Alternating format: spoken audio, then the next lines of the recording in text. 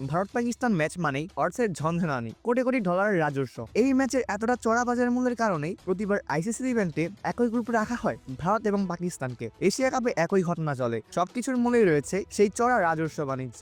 বিশ্বকাপে ভারত পাকিস্তান ম্যাচ আয়োজন নিয়ে জেগেছে শঙ্কা। বিশ্বকাপে অংশ নেওয়া নিয়ে নানা ধরনের তালবাহানা করলেও অবশেষে বিশ্বকাপ খেলার সিদ্ধান্ত নিয়েছে পাকিস্তান ক্রিকেট বোর্ড। তবে সরকারি নির্দেশনার কারণে ভারত ম্যাচ বয়কট করবে তারা। ভারত পাকিস্তান ম্যাচ মানেই অর্থের ঝনঝনানি হয়ে থাকে। পাকিস্তানের ভারত ম্যাচ বয়কটের ডাক দিয়ে এবার সেই রাজস্ব দিয়েছে অনেক বড় ধাক্কা। এমন পরিস্থিতিতে পাকিস্তানকে সতর্ক করে এক বিবৃতিও দিয়েছে আইসিসি। তবে নিজেদের সিদ্ধান্তে এখনো পর্যন্ত অনড় রয়েছে পিসিবি অর্থাৎ পাকিস্তান ক্রিকেট বোর্ড। সরকারের নির্দেশনা মেনেই 15 ফেব্রুয়ারি ভারত ম্যাচ খেলবে না বলে জানিয়েছে পাকিস্তান ক্রিকেট দল। বিশ্বকাপ শুরুর আগে অধিনায়কদের সংবাদ সম্মেলনে পাকিস্তান ম্যাচ নিয়ে মুখ খুলেছেন ভারতের অধিনায়ক সূর্যকুমার যাদব। তিনি বলেছেন, আমরা পাকিস্তানের সাথে খেলার ব্যাপারে কখনোই না বলিনি। আইসিসি সূচি দিয়েছে এবং আমরাও খেলতে প্রস্তুত আছি। আমাদের শ্রীলঙ্কার টিকিটও বুক করা আছে। দিল্লির পর আমরা কলম্বোতে যাচ্ছি। 15 ফেব্রুয়ারি কলম্বোতে আয়োজনের কথা রয়েছে গ্রুপ পর্বের ভারত পাকিস্তান ম্যাচ। পাকিস্তান বয়কট করলেও সেই ম্যাচের পয়েন্ট পেতে ভেন্যুতে উপস্থিত থাকতে হবে ভারতীয় দলকে। দেখা যাক শেষ পর্যন্ত 15 ফেব্রুয়ারিতে কি ঘটে।